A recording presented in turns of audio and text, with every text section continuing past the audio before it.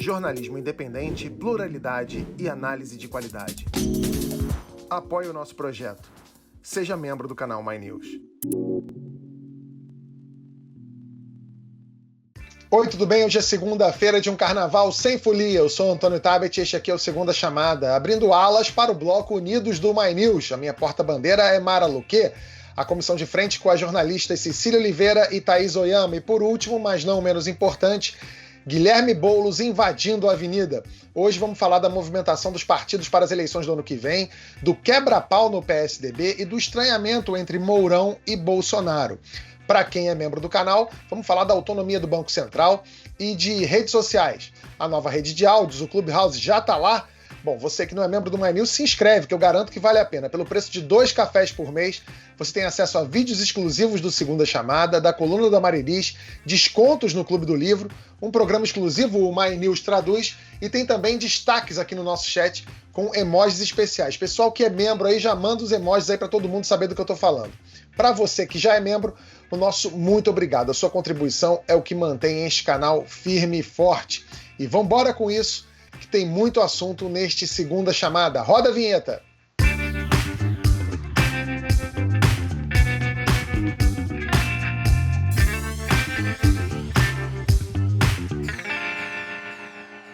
Ano que vem tem eleição para presidente e todo mundo que hoje está na oposição, seja de esquerda, centro ou direita, concorda que a melhor estratégia é a união para derrotar Bolsonaro. Bom, isso no discurso, porque na realidade não é exatamente o que está acontecendo. O PSDB, por exemplo, de olho em 2022, o João Dória reuniu a tucanada para apresentar sua proposta. Oposição total a Bolsonaro e expulsão do Aécio Neves.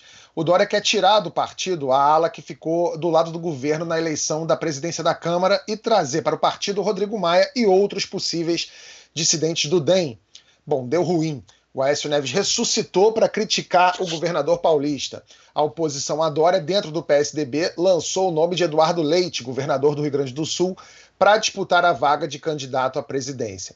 Thaís, o João Dória tentou dar um passo maior do que a perna dele ou a ofensiva foi uma boa estratégia para estimar o tamanho do apoio que ele tem dentro do próprio partido? Para variar, né, Tabet? Não é a primeira vez que ele faz isso e ele é tido e havido no próprio partido como alguém assodado que comete esse erro sempre, dá um passo maior que a perna. Foi isso exatamente que ele fez agora nessa tentativa de, a pretexto de unificar o partido, ele colocar o nome dele como alguma coisa, um fato consumado. O nome dele como candidato à presidência pelo PSDB em 2022. Na verdade, era essa a intenção que estava por trás de toda essa movimentação, esse discurso de unificação do PSDB, expulsão do Aécio e formação de uma frente aí única contra o governo Bolsonaro. Deu ruim, como você falou, ele agora está encalacrado porque ele só fez ressurgir essa ala, fortalecer essa ala que agora defende abertamente o nome do Eduardo Leite, o governador do Rio Grande do Sul, para esse posto de postulante à presidência, e agora tem muita gente que diz que o destino possível, provável, do João Dória vai ser fora do partido. Por quê? No partido, ele só tem São Paulo. O resto todo, praticamente, do partido está contra ele. Se ele for para as prévias, ele não vence. Hoje, a fotografia do momento é que ele perde as prévias para o Eduardo Leite.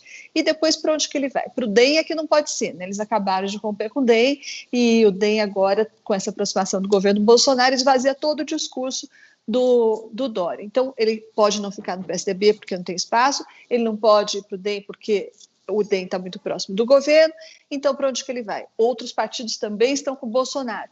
Tudo o que se diz agora é que o provável destino dele vai ser o MDB, que lançaria ele como candidato à presidência. Para o MDB é lucro, né? O MDB já lançou até o Henrique Meirelles, por que não pode lançar o Dória? Eu ia fazer uma piada, mas a sua foi melhor, Thaís.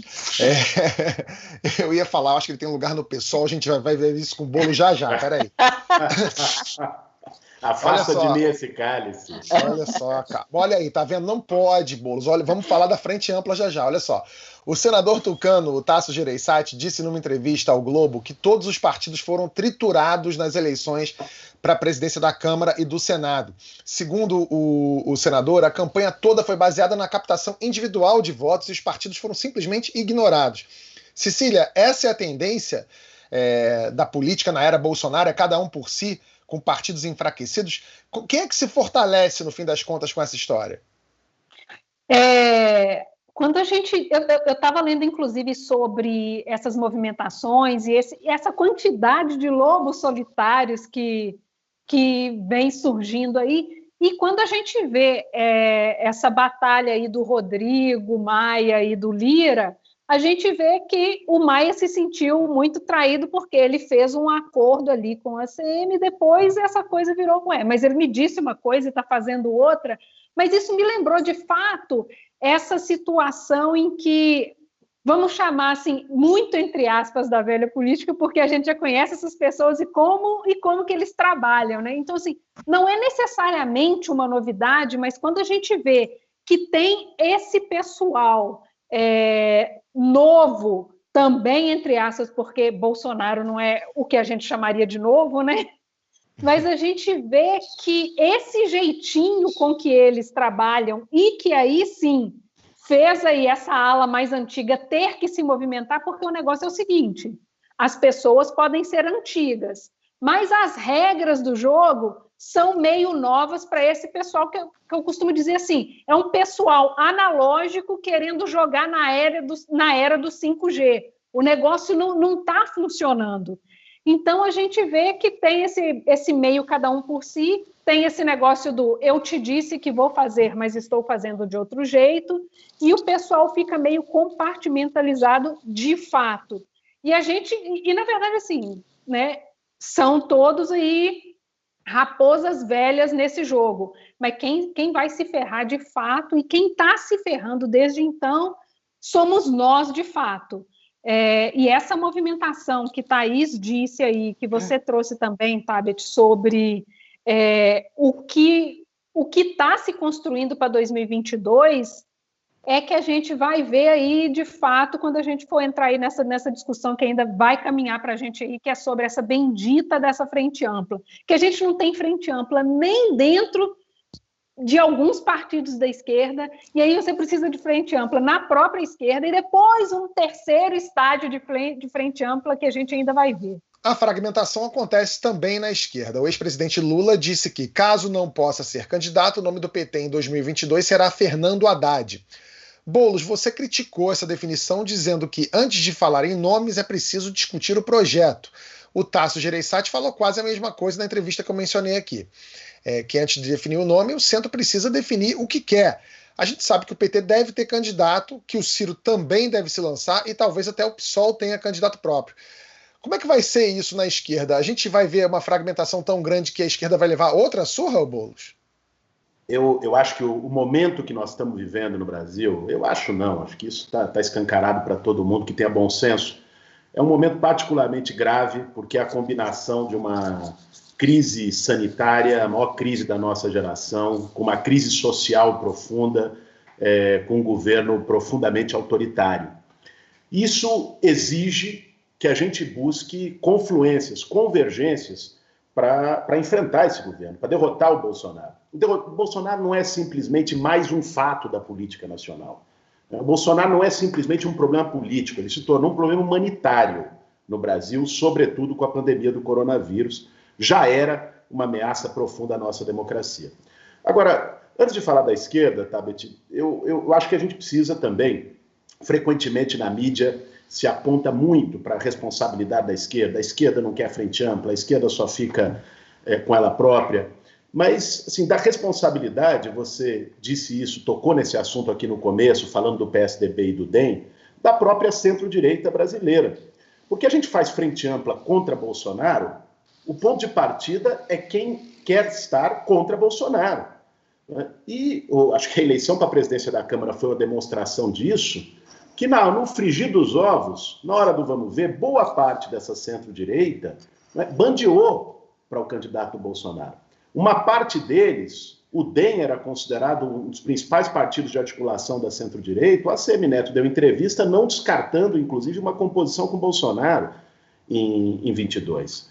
Então, uma frente ampla se faz com quem quer se colocar contra o governo Bolsonaro. E aí, do ponto de vista da esquerda, você pode ter uma série de problemas em relação à unidade e projetos para 22. Mas há uma caracterização muito bem definida de oposição ao bolsonarismo. Sobre 22, o que eu entendo como a melhor alternativa para o campo da esquerda, para o campo progressista no Brasil, é a construção de uma mesa de unidade. Eu tenho trabalhado para isso, tenho conversado com várias lideranças. Eu acho que quando eu disse que o que a gente precisava é discutir projeto, não é, obviamente, que os partidos da esquerda não tenham projeto. Tem projetos para o Brasil, mas nós precisamos discutir um projeto comum, colocar na ponta do lápis um programa de reconstrução nacional, pontos de convergência entre esses partidos, entre lideranças políticas, movimentos sociais, e a partir disso se criar, inclusive, uma metodologia e critérios para definição, quem sabe, de um nome comum para se chegar de maneira unitária já no primeiro turno de 2022, com o objetivo de derrotar Bolsonaro. Essa é a posição que eu defendo, essa é uma posição que também tem muito eco e força dentro do PSOL. O partido vai fazer o seu debate no tempo devido sobre 2022, mas eu acredito que o melhor caminho é construir pontes e unidade. Tá, mas, Boulos, deixa eu te fazer uma pergunta aqui. A gente começou o programa e eu até brinquei, assim, quando a Thaís começou a falar que o João Dória tá perdido, sem partido, eu falei assim, calma que no PSOL tem lugar para ele, você afasta de mim esse cálice. Essa postura já não é prematura e prejudicial a uma formação de qualquer ideia de uma frente ampla mesmo? Eu sei que o João Dória nunca entraria no PSOL e não tem nada a ver, entendo isso, é óbvio que é uma piada, mas você se imagina no mesmo palanque que ele, em qualquer situação em 2022, para combater o Bolsonaro? Seja com um candidato mais de esquerda, um candidato mais de centro, alguma coisa assim, você imagina esse cenário ou isso para você é impensável? Tá, Betty, eu acho que quando a gente fala de frente ampla, a gente tem que precisar um pouco mais do que a gente está falando. Eu, desde que o Bolsonaro entrou no governo, me coloquei, a posição do PSOL também foi essa, e de boa parte das lideranças e partidos de esquerda, aberto para compor qualquer frente para combater o bolsonarismo.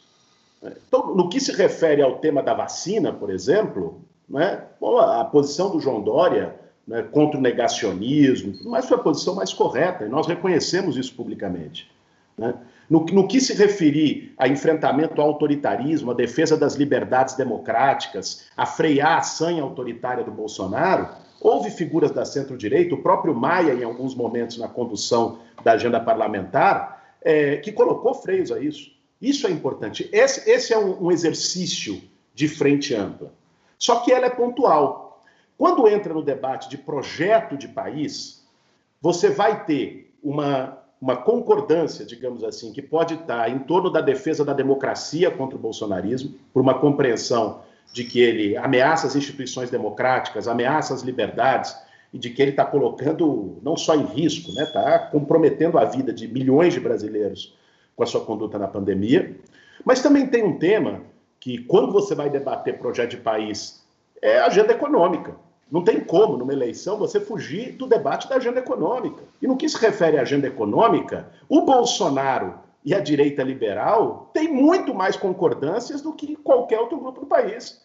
O Dória defende a autonomia do Banco Central junto com o Guedes e com o Bolsonaro.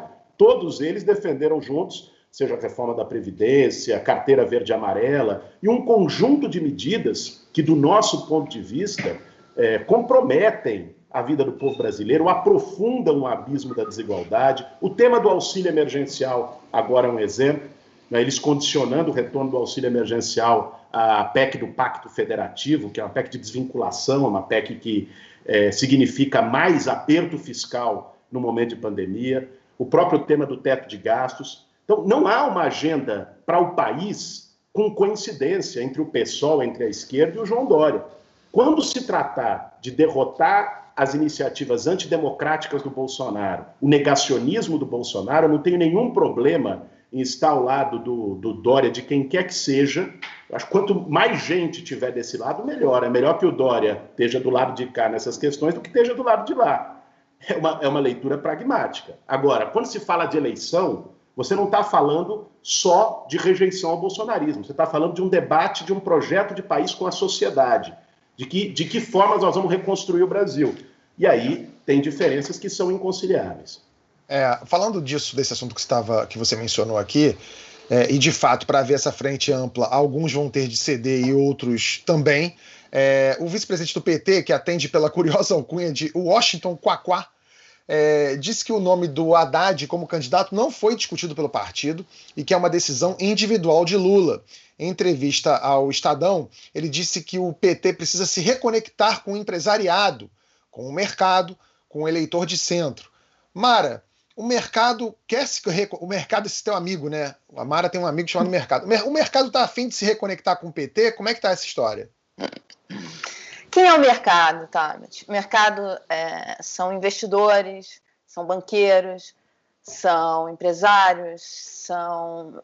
O PT, quando ficou claro na primeira eleição do ex-presidente Lula que ele realmente tinha chances e a esquerda ia assumir, o Palocci assumiu um papel de fazer essa relação do presidente, enfim, do que seria o futuro governo, com o mercado. E ele foi em reuniões com investidores, ele foi falar com banqueiros, ele foi para mostrar... E aí veio a carta aos brasileiros para mostrar que o PT tinha um compromisso. O Boulos tocou em 2 pontos assim, muito importantes. Primeiro, achar convergências. Você tem hoje na política gente muito boa, à esquerda, à direita e ao centro, que quer um país democrático, que quer um país que tenha avanços econômicos, crescimento econômicos e redução da desigualdade. À direita, à esquerda e ao centro. Essas pessoas vão ter que sentar, conversar e começar a achar a convergência. Boulos está certíssimo quando ele fala isso. E outro ponto que ele tocou, que é fundamental, é a questão econômica. E para a questão econômica, você tem que derrubar dogmas à esquerda e à direita. Sabe, hoje há discussões, são discussões da industrialização, são discussões do passado. Você tem que primeiro acabar, por exemplo, essa coisa de que a esquerda é irresponsável fiscalmente. Olha o governo do Maranhão, olha o governo do Ceará, sabe, são governos de esquerda com responsabilidade fiscal, assim, impecáveis, que estão atraindo investimentos. A gente tem uma série sobre isso no site do canal, quem quiser ter mais detalhes vai ver. Quer dizer, isso daí é uma falácia. A gente tem uma entrevista aqui no canal, diálogos, na verdade, do André Lara Rezende, que não é um cara, não é um comunista, não é um cara de esquerda, né? Ok? André Lara Rezende, com o Ciro. E espetacular a convergência entre eles, porque eles sabe, nos dois lados há convergências e eles colocam pontos em comuns e que é possível chegar, né? Eu tenho uma fonte no mercado financeiro, um banqueiro que tem horror ao Ciro. O mercado financeiro tem horror ao Ciro Gomes.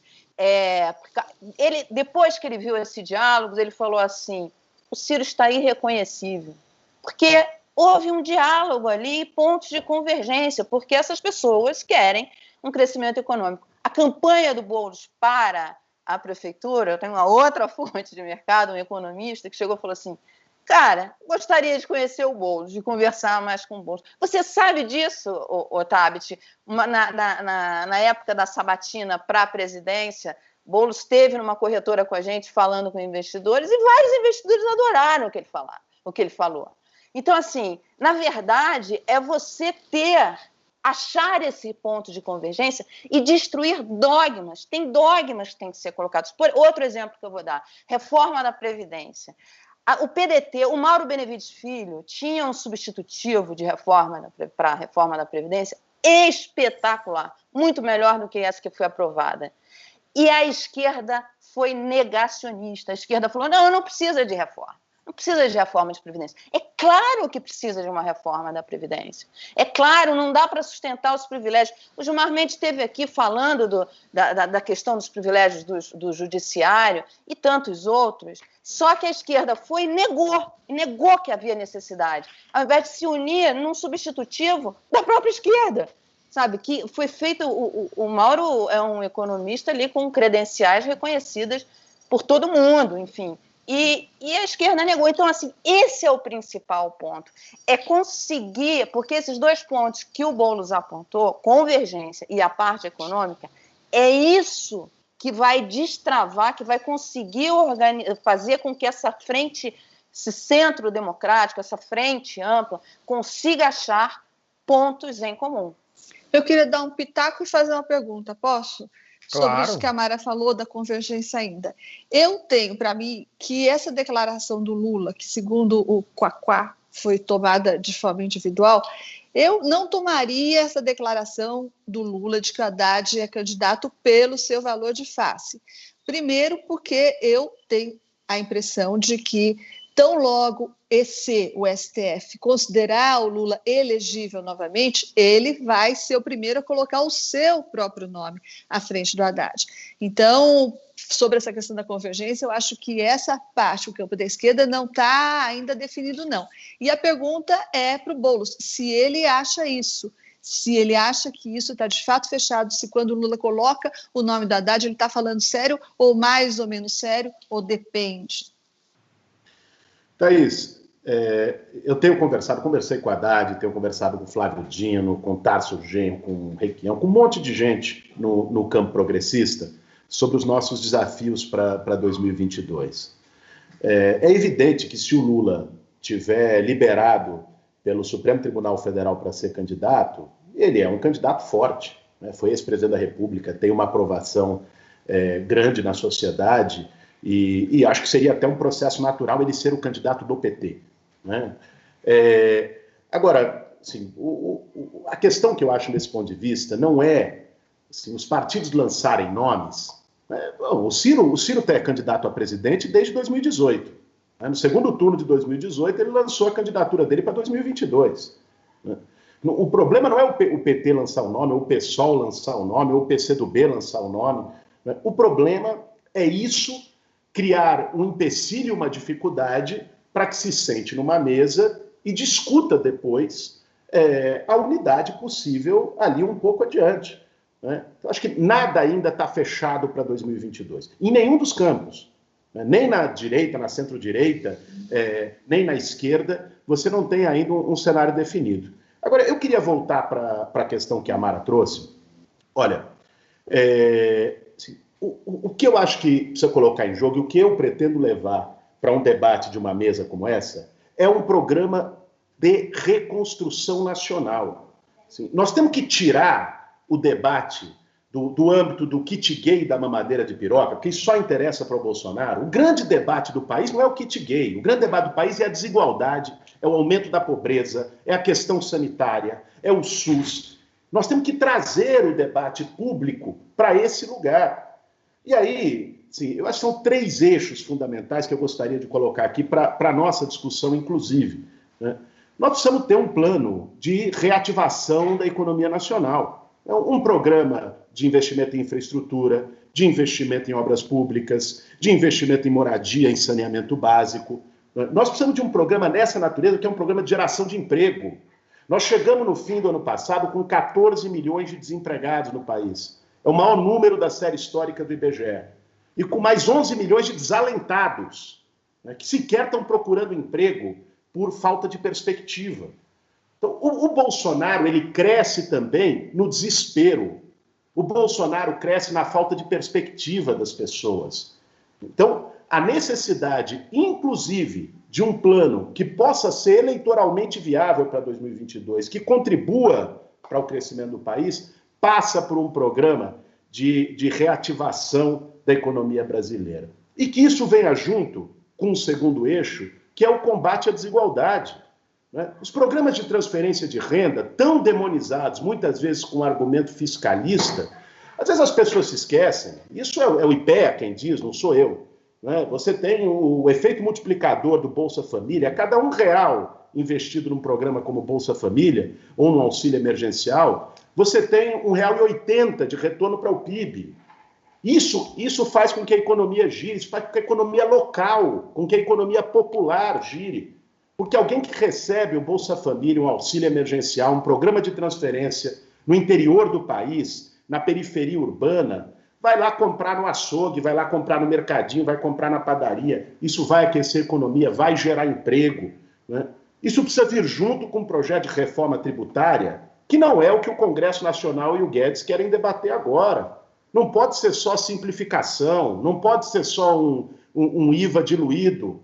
Nós temos que discutir, já passou da hora de discutir progressividade, é um escândalo, né? Se faz o debate fiscal, mas não faz o debate de tributação de lucros e dividendos. Tributação de patrimônio, né? Tributação de patrimônio, novas faixas do IR. Né? E aqui nós estamos, quando a gente fala isso, parece que soa um discurso comunista, vem uma luz vermelha aqui na cara de quem está falando. Olha o sistema tributário norte-americano, olha o sistema tributário de todos os países da OCDE. Né? Nós temos uma excrescência no Brasil, combinada com quase 300 bi ao ano de renúncia fiscal, de isenção fiscal, né? Muitas delas sem nenhum tipo de contrapartida econômica para o país.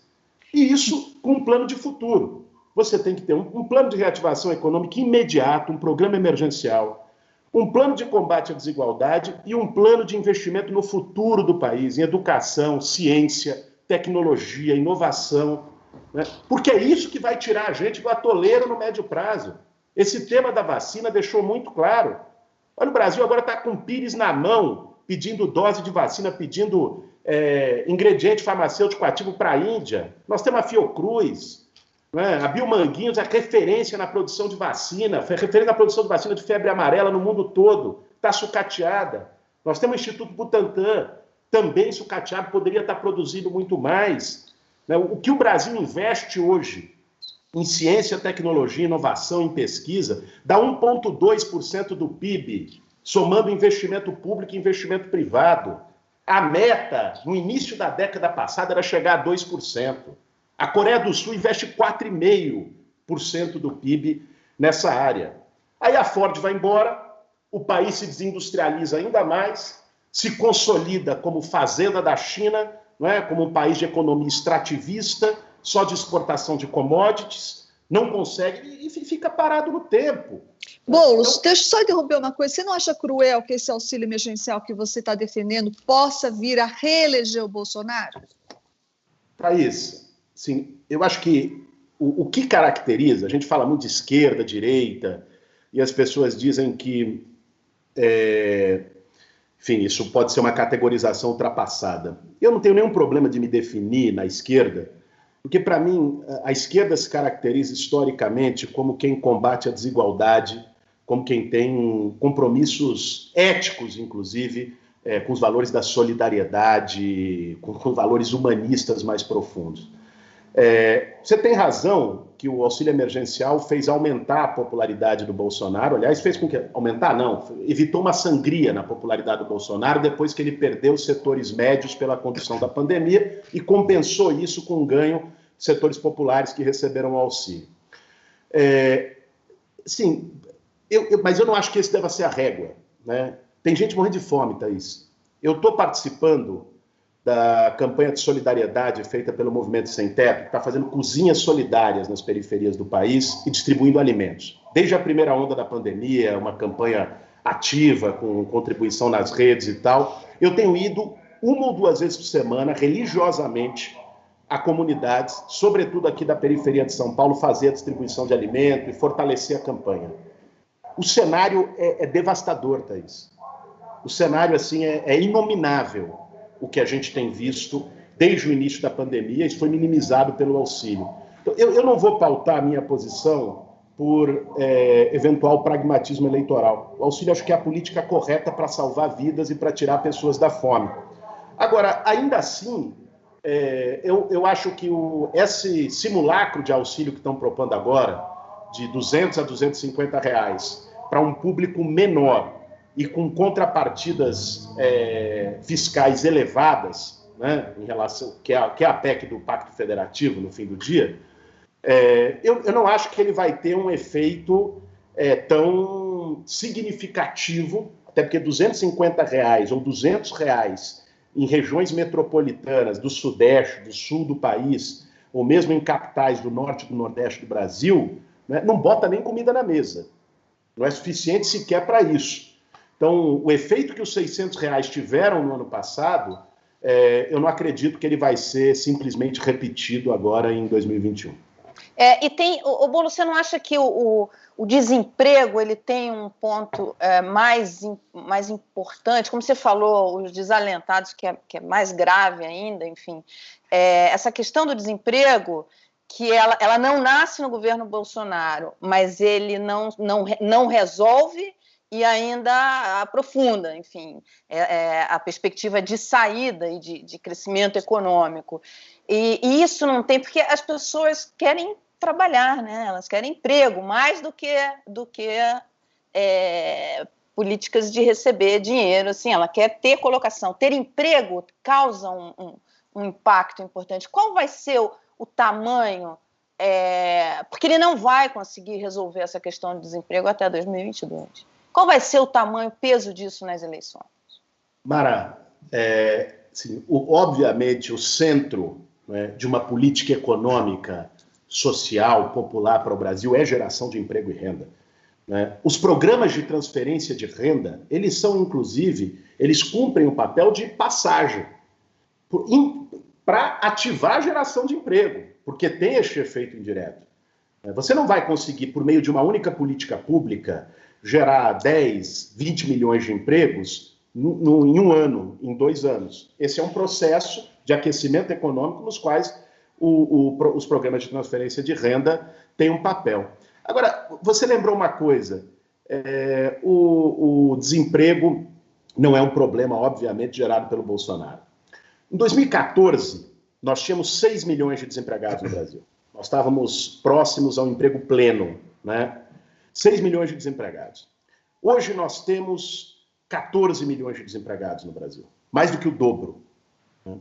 De 2015 para cá, e começando no governo Dilma com Joaquim Levy, depois seguindo no Temer na dobradinha com Meirelles, e agora no Bolsonaro com Paulo Guedes, se implementou uma política recessiva no país, com pretexto de combate à inflação, de ajuste fiscal. O objetivo era, vamos reduzir a dívida pública.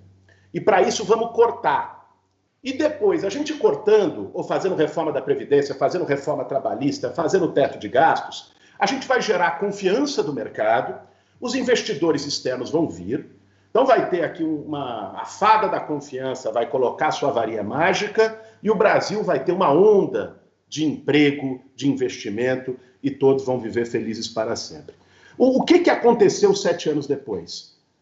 Nós temos desemprego dobrado, e nós temos a proporção dívida-PIB muito maior. Nós estávamos em 60% a dívida do PIB em 2014, hoje ela está em 90% do PIB. Os caras conseguiram, nessa política recessiva, aumentar a dívida. Então, a geração de emprego, ela vem com política fiscal expansiva.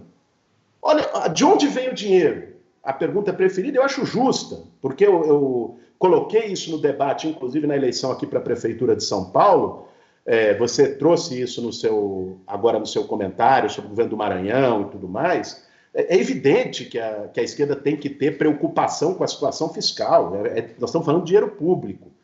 Agora, o mundo todo, num momento de crise, está política expansionista. O Banco Central Europeu emitiu moeda, ampliou a base monetária, 120 bilhões de euros desde o início da pandemia, 800 bilhões de reais de compra de título do Tesouro pelo Banco Central.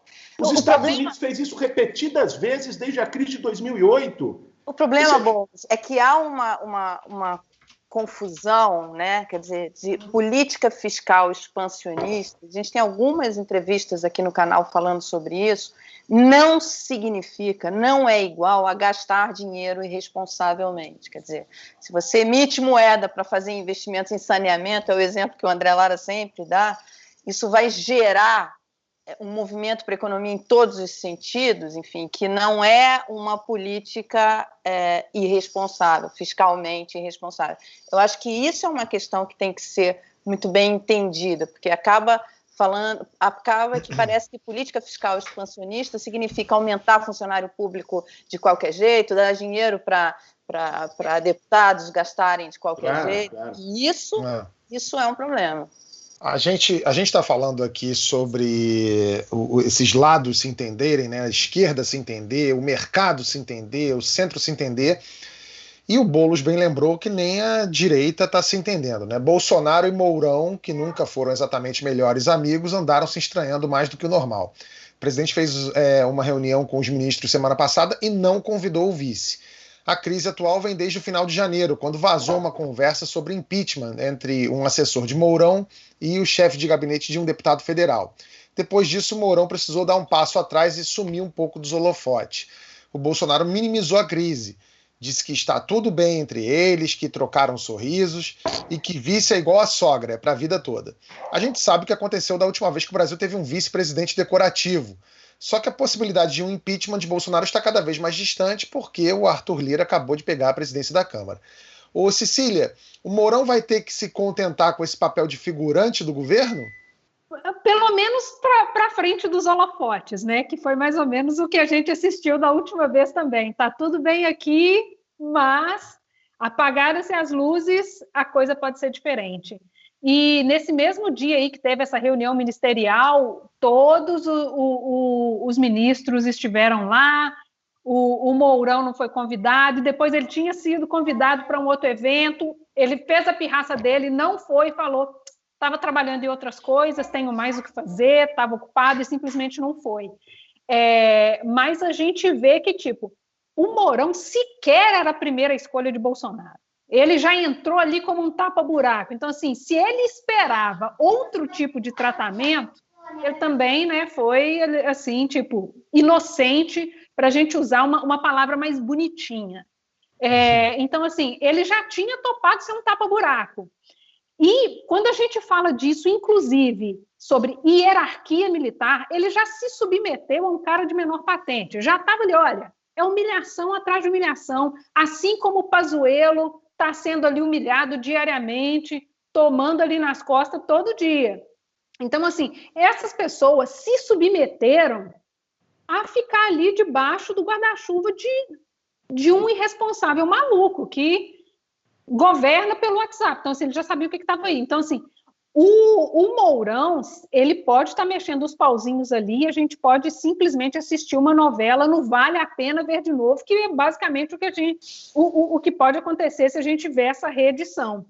Mas se o Mourão tem ali um mínimo de orgulhozinho, a coisa pode estar se movimentando e a gente vai simplesmente assistir cenas dos próximos capítulos muito daqui a pouco.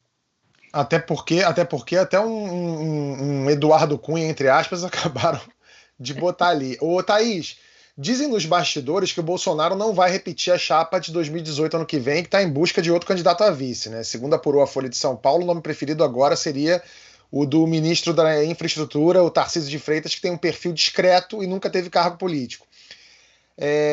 Há quem diga que o Bolsonaro está atrás de um poste para chamar de seu, mas como é que os militares vão reagir a isso, Thaís?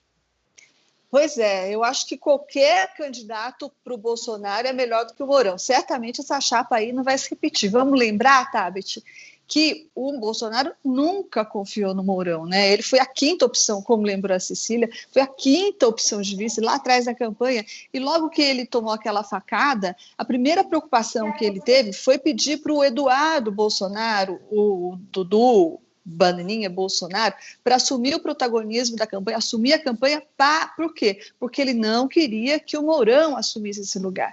Então, lá desde a campanha, ele já não confiava. Aí, primeiro ano de governo, continua a mesma coisa, ele, inclusive, começou a achar que o vice estava bisbilhotando, gravando ele no Palácio da Alvorada, né? Ele tinha desconfianças incríveis do vice, lembrando que o Bolsonaro tem essa tendência conspiratória e incurável. Agora, como você bem citou, a coisa piorou ainda com esse vazamento dessa conversa que teria sido aí uma conversa entre um assessor e um deputado falando sobre o eventual impeachment do Bolsonaro, sendo que esse assessor era um assessor do vice Mourão, assessor parlamentar, um assessor importante. Aí ninguém convence o Bolsonaro de que esse assessor não estava falando em nome do vice. As pessoas acham que ele estava falando no próprio nome, mas ninguém convence o Bolsonaro disso. Agora, para chegar na sua questão, eu acho que tem duas frentes aí. Uma que é pró-Mourão e outra que é bem anti-Mourão. Então, a frente anti-Mourão é, sobretudo, a frente do Centrão, né? O Centrão nunca vai dar moleza para o Mourão.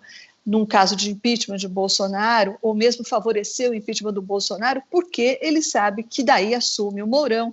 O Mourão teria, digamos, 2 anos pela frente, com a máquina na mão, poderia se fortalecer junto à direita, poderia unificar a direita, poderia ser um candidato nas eleições de 2022, um candidato forte e viável, e o Centrão não ganharia patavina com isso. E tudo que o Centrão faz é para ganhar com isso. Portanto, o Mourão não interessa para eles, impeachment não interessa para eles nesse momento. Por outro lado, como você bem falou, tem esses militares que também, como a Cecília falou, eles estão muito desgastados com o Bolsonaro, né? Eles estão aí meio constrangidos por causa de vários episódios. Vamos declarar guerra para os Estados Unidos, episódio de humilhação do Pazuello, os vários episódios de humilhação do Mourão. Eles detestam isso, porque eles veem, por mais críticas que ele tem em relação a um, em relação a outro, eles veem o Mourão, o Pazuello como um dos deles, né? E eles não querem saber de um dos deles sendo espinafrados em público constantemente. Então, da parte desses generais, sobretudo, que estão insatisfeitos com o governo Bolsonaro, o Mourão encontra aliados, sim. Ele encontra aliados, e aí é uma questão de ver como é que essas forças vão se equilibrar daqui para diante. Tem um bom espaço para ele aí entre os generais, e não só da reserva, generais da ativa, e não só de fora do Planalto, general dentro do Palácio do Planalto. A questão é ver como essas forças vão se equilibrar agora. Ô Boulos, para você, que é um cara ali, é o cara do PSOL, é um cara do campo da esquerda, vamos supor que o impeachment do Bolsonaro fosse para frente, entra um Mourão da vida, você acha, fica contente? Tabet, é evidente que ninguém sonha com o Mourão como presidente do Brasil, né? Francamente, acho que nem, enfim, é um sonho, além de tudo, sem graça. Mas, assim, eu acho que o impeachment do Bolsonaro é necessário para o país. Você mencionou, nós temos uma dificuldade que é a eleição do Arthur Lira e do Pacheco na presidência das duas casas, e nós temos uma segunda dificuldade, que pouca gente tem comentado, que é a dificuldade de fazer mobilizações de massa no país, porque nós estamos no meio de uma pandemia. Não existe impeachment, não existe precedente de impeachment sem uma mobilização de multidões, né, nas ruas, na sociedade. E hoje nós temos essa dificuldade. Agora, essa dificuldade, ela tem prazo de validade. Se nós tivermos um cronograma, vamos ser otimistas aqui, um cronograma de vacinação efetivo, chegam as doses que estão se negociando da Sputnik com a Rússia, a Índia manda mais outras tantas da AstraZeneca, a China manda mais, e nós conseguimos vacinar todo o grupo de risco ainda nesse semestre e conseguimos avançar para a vacinação em massa no Brasil no início do próximo semestre. Num cenário como esse, eu acredito que nós podemos ter mobilizações importantes de rua no segundo semestre de 2021, porque vai combinar um agravamento da crise social com um cenário político crítico, né? O Centrão é um aliado até a página 2. Vamos se lembrar que esse mesmo Centrão estava no Ministério da Dilma em postos estratégicos até o Temer oferecer mais. Quando o Temer ofereceu mais, eles bandearam. O que o Centrão tem é faro para barco que está afundando.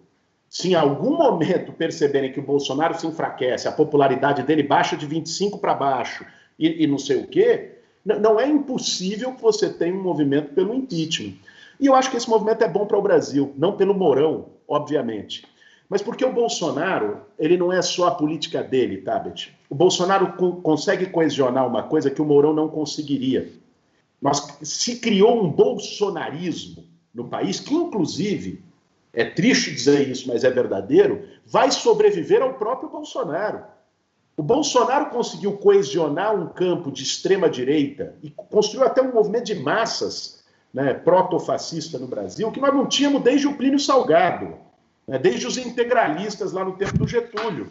Nem a ditadura militar organizou na sociedade um campo de extrema-direita orgânico, ideológico. O Bolsonaro fez isso. Então, derrotar o Bolsonaro também é uma forma de derrotar o que vem junto com ele, e que um cara como o Mourão não seria capaz de capitanear. a questão de que o Mourão pode trazer as Forças Armadas mais estrito senso, porque o Bolsonaro é um outsider, é um capitão, é um cara que nunca foi bem visto lá dentro. Mas pera lá também, assim, o Mourão também tem os seus inimigos internos. Né? Você tem grupos de generais 4 estrelas que ajudam a fritar e a neutralizar o Mourão. Então, acho que o caminho que é melhor para o país é o caminho do impeachment do Bolsonaro, por isso que eu defendo isso, assinei junto com várias outras lideranças um dos pedidos de impeachment, um dos 60 e tantos que está mofando em alguma gaveta lá em Brasília. Ô, Thaís, fala, Cecília, desculpa. Eu não sei nem se eu vou quebrar o fluxo para a pergunta da Thaís, mas eu acho que o Boulos falou sobre essa massificação do bolsonarismo que vai resistir ao Bolsonaro em si como pessoa. E eu enxergo muito desse movimento atrelado a ferramentas de comunicação em massa, que, assim, é outra coisa, o modo de se comunicar é diferente, o modo de massificar as mensagens também. E eu queria te perguntar, Boulos, você acha que hoje a esquerda está preparada para fazer essa frente comunicacional com a população? E pergunto isso porque a sua campanha à prefeitura foi uma campanha que obteve muito sucesso nesse campo. Ela falou com pessoas de campos opostos, você deu entrevistas para pessoas que se converteram às suas ideias porque você conseguiu virar essa chave da comunicação. A gente está preparado para isso? Cecília, desde 2018, desde que acabou as eleições de 2018, uma obsessão minha e de muitos companheiros que caminhamos juntos tem sido esse tema da comunicação em rede social e por canais como o WhatsApp. Porque é impressionante o quanto o bolsonarismo... É claro que teve dinheiro, teve os pacotes de zap lá do velho da van, de não sei quem, do cara da Riachuelo, do cara lá da Localiza, que ali teve grana também, não foi só habilidade comunicacional ou criatividade da equipe do Bolsonaro. Mas teve um acerto de redes que tinha a ver, por exemplo, com uma comunicação bem-humorada. Incrível, né? Um cara mofado como Bolsonaro, tiozão do pavê, que defende tortura, ditadura, um cara que tem tudo menos bom humor. Mas eles conseguiram apresentar o Bolsonaro como um meme. E eu vi aqui, ó, a juventude, 2 ruas aqui debaixo da minha casa tem uma escola. Eu moro aqui no Campo Limpo. A molecada aqui da escola, uma escola pública, em 2018, menino de 15, 16 anos fazendo arminha com a mão. Porque aquilo era da onda. Aquilo era o legal de fazer. Aquilo era até um gesto de rebeldia. Porque eles conseguiram vender uma comunicação. Enquanto muitas vezes a esquerda ficava numa comunicação truncada, numa comunicação chata, que ninguém queria ouvir, pregando para convertido, né, e sem capacidade de dialogar com o diferente. Esse diagnóstico foi muito evidente em 2018. Então, a gente montou um grupo, uma equipe, e aí não era nem só olhando a campanha de 20, eu não tinha decidido ainda se seria candidato a prefeito, mas que se traduziu na nossa campanha aqui em São Paulo, que foi para começar a pensar que tipo de ferramentas, mesmo sem ter o dinheiro do velho da van, a gente podia fazer para se apropriar dessa forma de comunicação diferente. Isso deu no Gabinete do Amor. Em oposição ao Gabinete do Ódio, nós criamos o Gabinete do Amor na nossa campanha, que foi um baita de um espaço criativo, com centenas de pessoas, tuiteiros, memeiros, humoristas, designers, que se juntaram e começaram a fazer uma comunicação criativa sem limite, fora da bolha, né? E dialogando, inclusive, com os estigmas e com os preconceitos, né? Então, por exemplo, eu sou visto por boa parte do establishment e até por muita gente como o cara que invade casa, pela minha relação com o MTST, com o Movimento Sem Teto. O que nós fizemos na campanha? Eu podia muito bem ter ficado só recitando o estatuto das cidades e a função social da propriedade, não sei o quê, e ia falar para 50 pessoas. Nós falamos, não, vamos invadir a casa dos outros. E comecei a ir para a casa das pessoas, sem ser convidado, e conversar. Vamos lá na Faria Lima e conversar com a senhora que acha que eu sou invasor e eu vou trocar argumentos com ela. Então, foi uma série, uma apropriação de meios que tem a ver com humor, que tem a ver com uma comunicação mais fluida, que eu acho que deu muito certo aqui em São Paulo. Foi um dos legados da nossa campanha aqui, que dialogou muito forte, principalmente com a juventude, que nos ajudou a derrotar o bolsonarismo na maior cidade do Brasil. Nós derrotamos o candidato Bolsonaro aqui, tiramos ele do segundo turno, e que eu acho que isso vai servir para a esquerda poder ter uma baliza para chegar de uma maneira diferente em 2022, com mais capacidade de diálogo, com mais leveza, não é, com mais fluidez e com menos pregação chata para convertido, porque ninguém Boulos, nesse aspecto, eu acho que o que o governo Bolsonaro está fazendo na área ambiental, por exemplo, isso vai trazer jovens, porque os jovens têm a causa ambiental muito forte. Mesmo os jovens ali que tenham apoiado o Bolsonaro em algum momento, eu acho que quando isso vier com força nas redes, mostrar todo o estrago ambiental que o Bolsonaro está fazendo e como isso está sendo visto no mundo e todo o perigo, enfim, para mim um dos piores pontos do governo Bolsonaro é a questão ambiental, uma das mais perigosas, enfim. Acho que isso na rede, você acha que isso na rede tem capacidade de mobilizar os jovens? Porque os jovens têm um apego à causa ambiental. Mara, eu vou te contar uma história. Eu estava aqui na campanha fazendo a preparação para um dos debates no segundo turno, e a pandemia e tal, a gente fez a preparação na minha casa. Então veio as pessoas da minha equipe, a gente estava aqui na minha casa preparando, pensando os temas do debate, o que a gente ia colocar. Minha filha mais velha, Sofia, tem 11 anos de idade. Ela passou pela mesa que a gente estava a pegar uma água na cozinha, ela viu a gente falando sobre o debate. Ela chegou perto da mesa e falou: "Ô pai, eu quero fazer uma proposta. Você está falando muito pouco de meio ambiente nos debates. Eu acho que você tem que falar de meio ambiente, da pauta ambiental." E começou a falar do fogo no Pantanal, da nuvem que chegava em São Paulo, que isso tinha a ver com São Paulo, não sei o quê.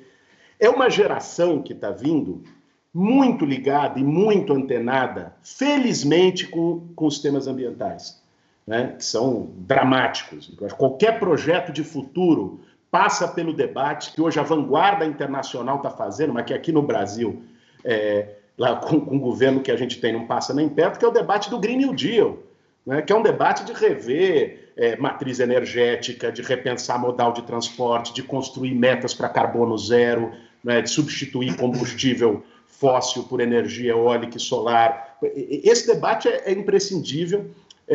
Eu acho que a gente ainda não encontrou, você tem toda a razão, Mara, uma maneira de expressar esse debate de uma forma mais popular.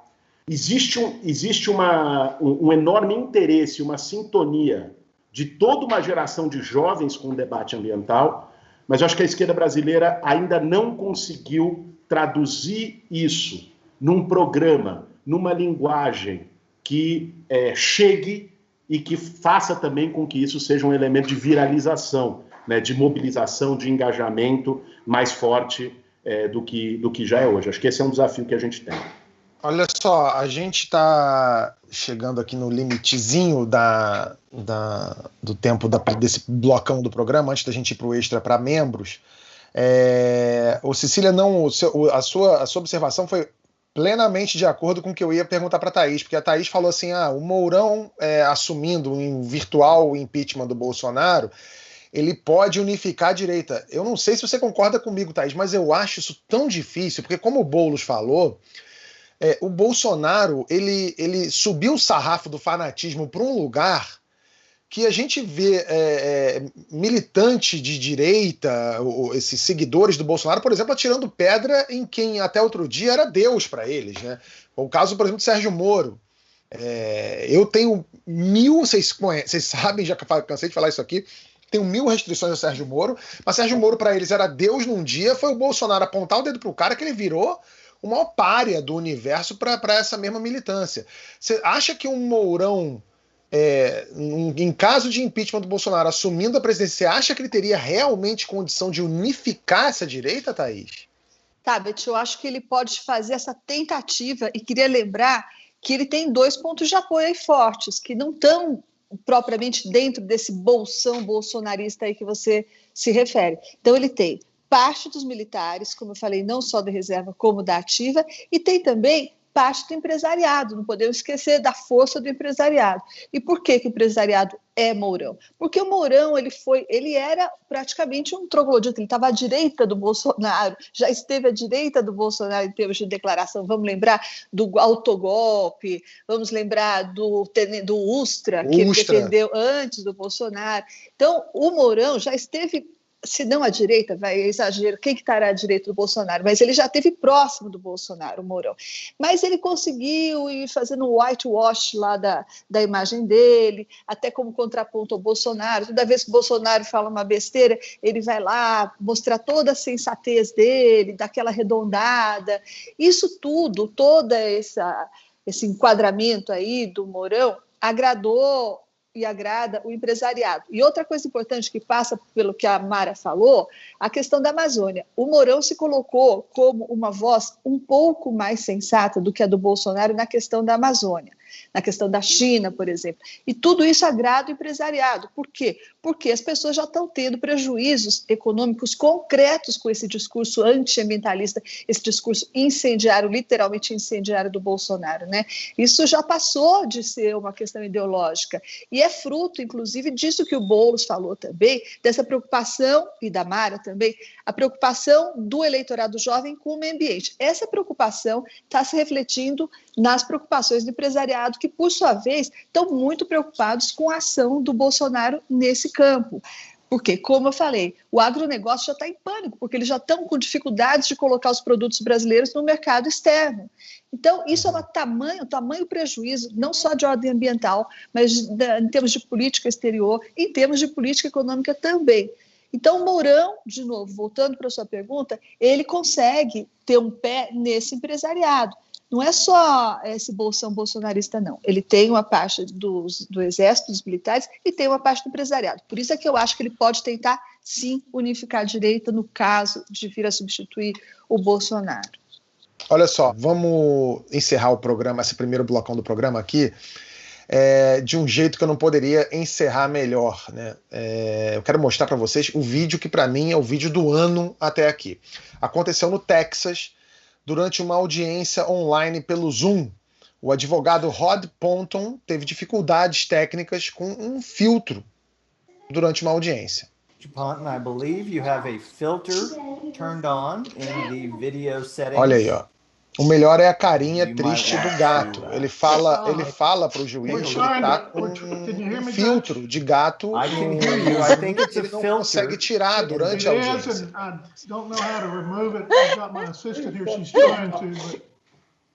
E ele fica lá, falando com o juiz e o outro advogado, né, olhando para ele com aquela cara. E aí ele fala, eu não sou um gato. Ele tem que dizer para o juiz, e ele alega para o juiz, eu não sou um gato. O juiz fala assim, eu percebi que você não é. Só que essa frase, eu não sou um gato, é exatamente o que um gato de meme falaria, né, Boulos? Você que está trabalhando agora com os memeiros, né? Sensacional, eu não tinha visto esse vídeo.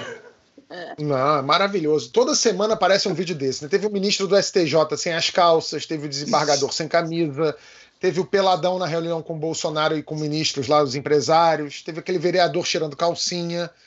O Boulos mesmo, você passou por isso quando foi entrevistado pelo Porchat, né? E a Nathalie, a mulher do Fábio, passou atrás pelada ou de toalha, nem lembro mais. Ô Boulos, essas coisas acontecem na reunião do PSOL, no Zoom, como é que é? Eu nem te conto, Tabet, nem te conto o que acontece nas reuniões de Zoom.